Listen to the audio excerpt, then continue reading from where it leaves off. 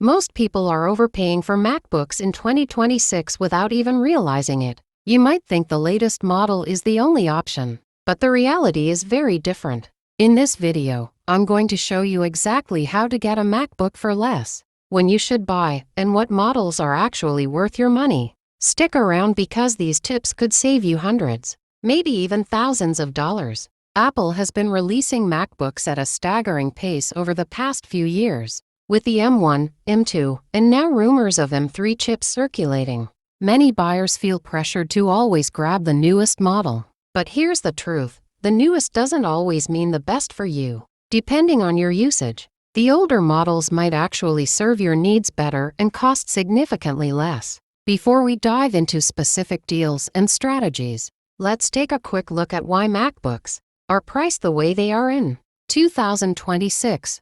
Apple's pricing strategy has remained consistent. They release a high-end model with premium features and a base model slightly cheaper, then slowly phase older models into the refurbished market. This means that while the M3 may have slightly better performance, the difference in daily usage for most people is barely noticeable. Many people make the mistake of automatically buying the newest MacBook as soon as it's released. They assume that the latest chip, the newest design, or the slight battery improvement is worth the extra $400–600. The reality is, unless you are doing extremely demanding tasks, like professional video editing or 3D rendering, the older MacBooks M1 and M2 perform more than adequately. Now let's break down the ways you can get a MacBook for cheaper in 2026. Refurbished MacBooks. Apple's certified refurbished store is an often overlooked goldmine. These devices come with a full warranty and are thoroughly tested,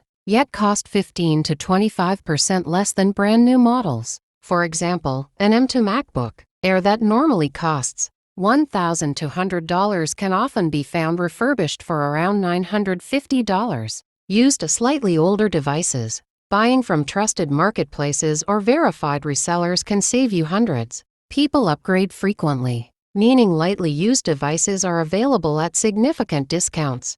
Always check battery health, cosmetic condition, and warranty status before buying. Student discounts. Apple and some authorized resellers offer student discounts year-round, depending on your location. This can be anywhere from $100 to $100 off, and sometimes they bundle free accessories or software. Seasonal sales, deals, Black Friday, back-to-school promotions, and holiday sales are key opportunities. Prices can drop dramatically for models that are still technically new but need to make room for the next batch. So which MacBook should you actually buy in 2026? Basic users. M1 MacBook Air is still more than enough for web browsing, office work, streaming, and casual photo editing. Students, like creators, M2 MacBook Air gives a slight performance boost with better graphics for video editing or light design work. Heavy users, professionals, if you are a video editor,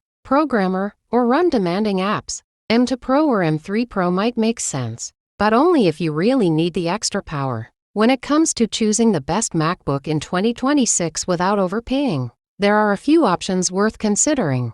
The MacBook Air M2 or M3 stands out as a solid choice for most users, especially if you want something that lasts longer. These models feature a sleek, modern flat design, improved webcams for video calls, MagSafe charging for convenience, and overall better longevity compared to the older M1. For those keeping an eye on brand new budget options, rumors point to a potential MacBook Neo in 2026, if released. This model is expected to be Apple's cheapest MacBook yet, making it ideal for students or anyone looking for a functional device without spending too much. Another excellent way to save money is by exploring the refurbished M4 Air. Reports suggest that base models could be found for around $760 to $800, offering near top-tier performance at a fraction of the cost. For many users, this can be the perfect balance between price, performance, and longevity.